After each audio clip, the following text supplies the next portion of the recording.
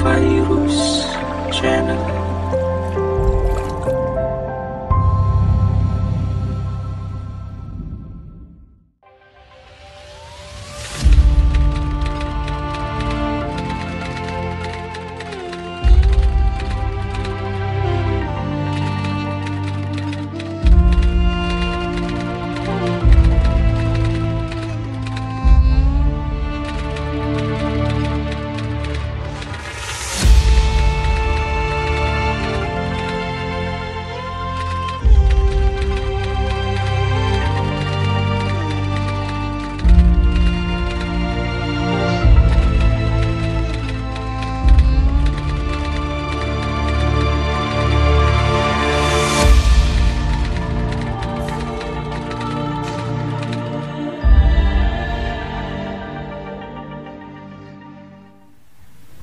Saya teruskan.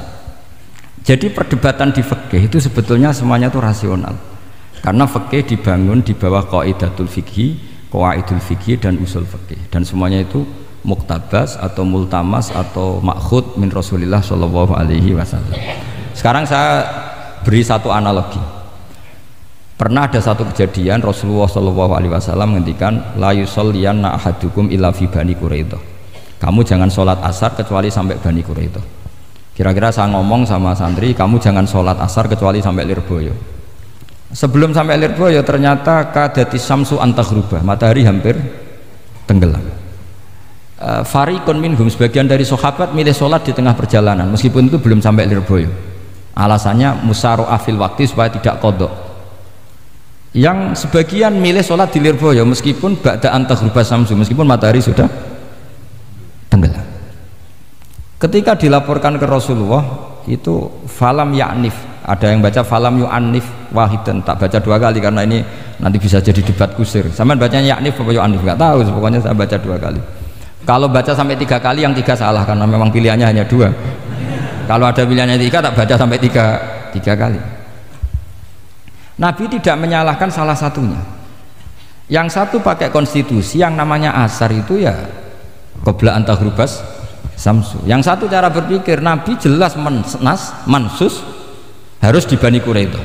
Sekarang pertanyaannya, kaidah umum tentang, saya ulang lagi, kaidah umum tentang asar itu qabla ghurubis samsi dilawan nas harus di Bani Quraidah, menang mana?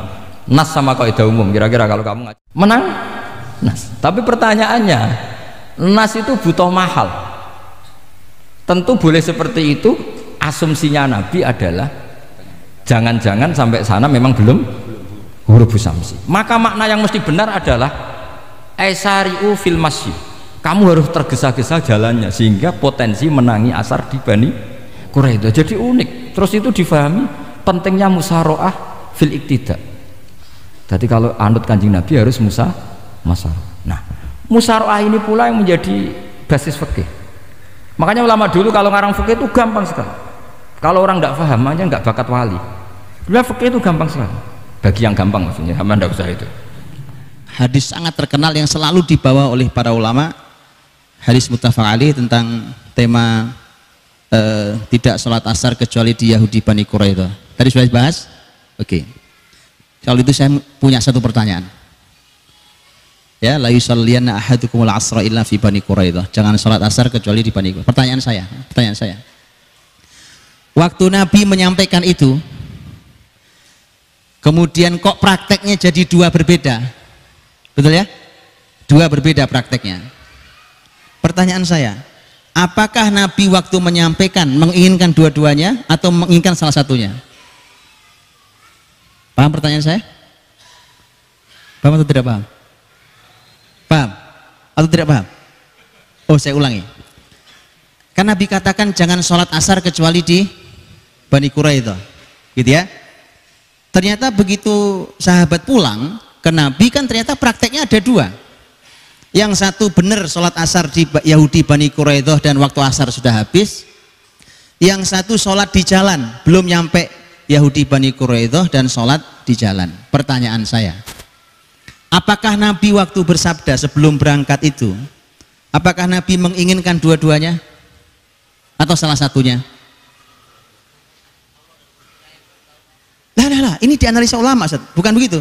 Kalau Allah dan Rasulnya tahu, sekarang saya katakan subhanakallahumma bihamdik asyhadu an la ilaha illa anta. Selesai. Saya tinggal katakan wallahu a'lam. Wallahu a'lam, ya kan? Ya. Ini semua dianalisa ulama, Ustaz. Ini para ulama semua bicara panjang lebar tentang peristiwa ini. Termasuk ini pertanyaannya. Karena begini, ini mudah dianalisanya. Mudah, ahli ilmu menganalisa ini mudah. Mereka dengan perangkat ilmunya. Apakah Nabi menginginkan dua-duanya? Atau Nabi menginginkan salah satunya? Waktu Nabi mengatakan jangan sholat asar kecuali di Bani Quraidah. Yang satu sholat asar di Bani Quraidah tapi waktunya sudah habis. Yang satu sholat di tepat waktunya tapi belum di Bani Quraidah. Gak ada yang sempurna kan? Gak ada yang sempurna. Pertanyaannya apa Nabi ingin dua-duanya? Para ulama jelas katakan tidak mungkin. Nabi ingin satu. Gak dua-duanya. Satu yang Nabi inginkan. Jelas kok kalimatnya.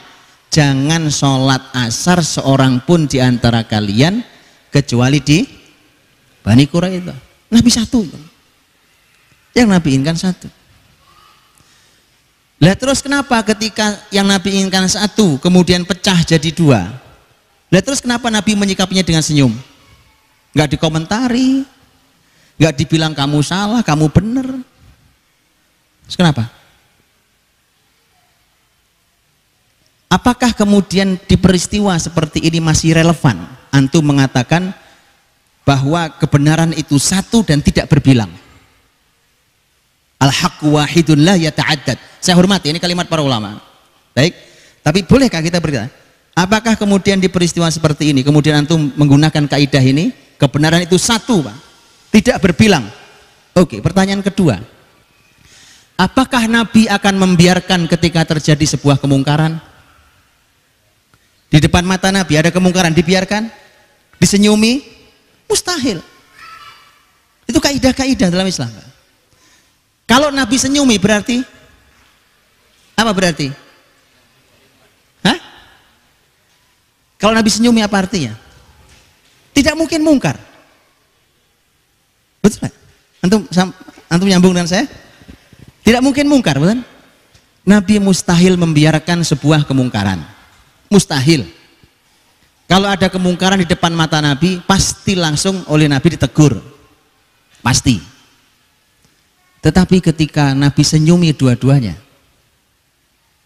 bukankah kemudian kita boleh katakan, loh kalau gitu tidak ada yang mungkar? Tidak ada yang mungkar.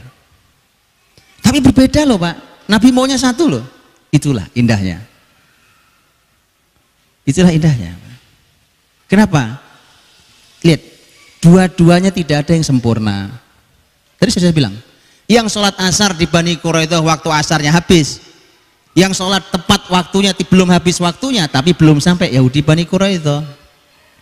Dan antum akan jumpai masalah begini di dalam kehidupan, dalam hukum syariat ini itu sangat amat banyak.